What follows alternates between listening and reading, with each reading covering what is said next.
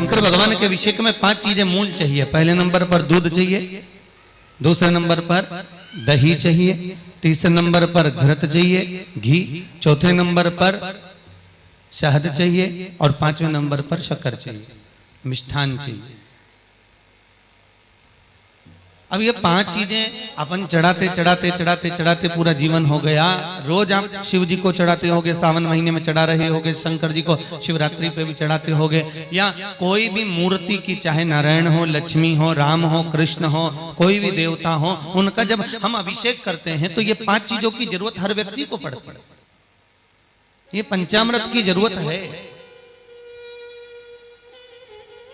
पर ये पंचामृत आखिर हम क्यों समर्पित करते हैं? इसकी जगह हम गन्ने का रस समर्पित कर दें, हम कोई मौसम्बी का जूस समर्पित कर दें, हम कोई फल का रस भगवान का अभिषेक कर दें, हम कोई जल से भगवान का अभिषेक कर दें, हम कोई नई वस्तु से शिव जी का अभिषेक कर दें, हम कोई नई वस्तु को सिद्ध कर कर भगवान का अभिषेक कर दें, हम कोई नए रस से भगवान का अभिषेक कर दें, हम आम के जूस से भगवान का अभिषेक कर दें।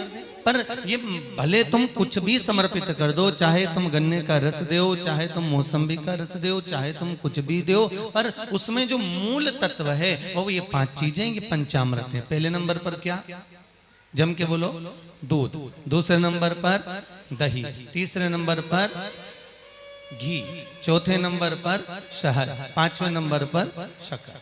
ये 5 चीजें हमें समर्पित करना है। और क्यों समर्पित करना है और किस लिए समर्पित करना है?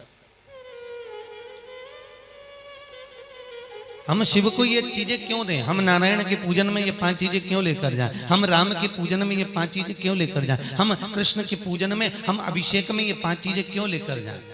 उसकी मूलता है पहले नंबर पर दूध। भगवान शंकर को जब हम दूध समर्पित करते हैं तो हमारे घर का वंश बढ़ता है। क्या बढ़ता है? वंश।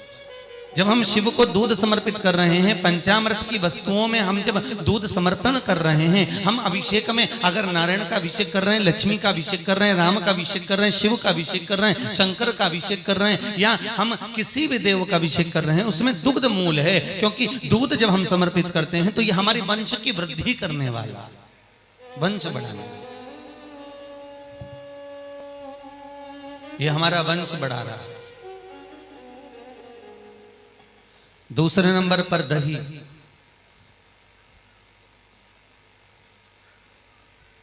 ये दही शिव जी के चरणों में, ध्यान दीजिए, दही बनाना आता है आप लोगों को?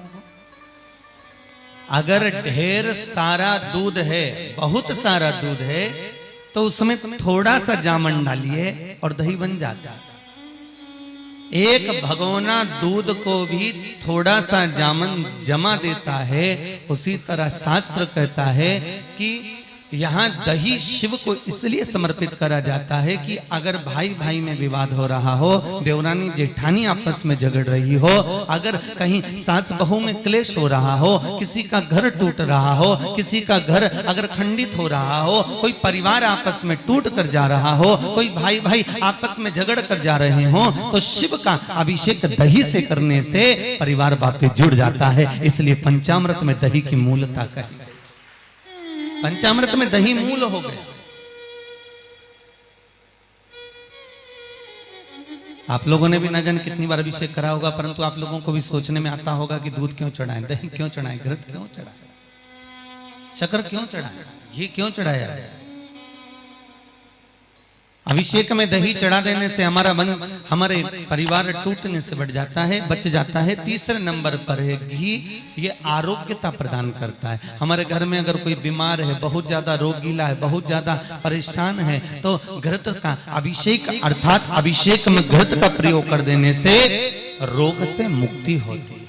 शहद जब हम समर्पित करते हैं तो बच्चों की विद्या को प्रबल करता है। घर में अगर कोई विद्या अध्ययन कर रहे हैं, कोई पढ़ रहे हैं, कोई आनंद ग्रहण कर रहे हैं, उनको विद्या की प्रबलता देने वाला वो शहद होता है जो शिव को समर्पित करा जाता है। और 5वें नंबर पर है मिठाई, शक्कर, खांड।